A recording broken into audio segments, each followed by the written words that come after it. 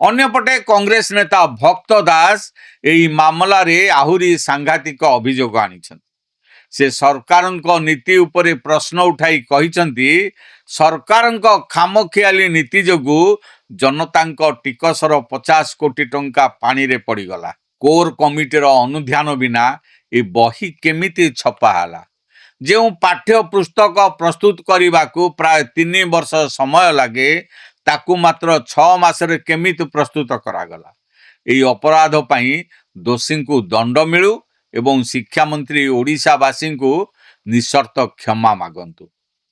ଆସନ୍ତୁ ଦେଖିବା ଏହି ପାଠ୍ୟ ପୁସ୍ତକରେ କେଉଁଭଳି ଭୁଲ ସବୁ ରହିଛି, ଯାହା ଶୁଣିଲେ ଆପଣ ବି ଆଶ୍ଚର୍ଯ୍ୟ ହୋଇଯିବେ। ପାଠ୍ୟ ପୁସ୍ତକରେ 1687ଟି ଭୁଲ ଓଡ଼ିଶାର ଶିକ୍ଷା ବିଭାଗ ପ୍ରତି ଏକ ବିରାଟ ଉପହାସ।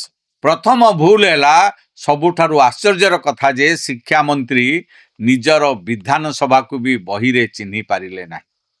ଦ୍ୱିତୀୟ ଭୁଲ ହେଲା, ଡଙ୍ଗରିଆ ଆଦିବାସୀଙ୍କୁ ଡୋଙ୍ଗରିଆ ବୋଲି ଭୁଲ ବନାନ ଲେଖାଯାଇଛି। ତୃତୀୟ ଏବଂ ସବୁଠାରୁ ସାଂଘାତିକ ଭୁଲ ହେଲା, ସାରା ବିଶ୍ୱରେ ପ୍ରସିଦ୍ଧ ନିୟମଗିରି ପାହାଡ଼କୁ ଓଡ଼ିଶାରୁ ଉଠେଇ ନେଇ ଝାଡ଼ଖଣ୍ଡର ବୋଲି ଦର୍ଶାଯାଇଛି। ଏଭଳି ଶହ ଶହ ଭୁଲର ଲିଷ୍ଟ ଏବେ ସାମ୍ନାକୁ ଆସୁଛି। କିନ୍ତୁ ସବୁଠାରୁ ପରିତାପର ବିଷୟ କ'ଣ ଜାଣନ୍ତି?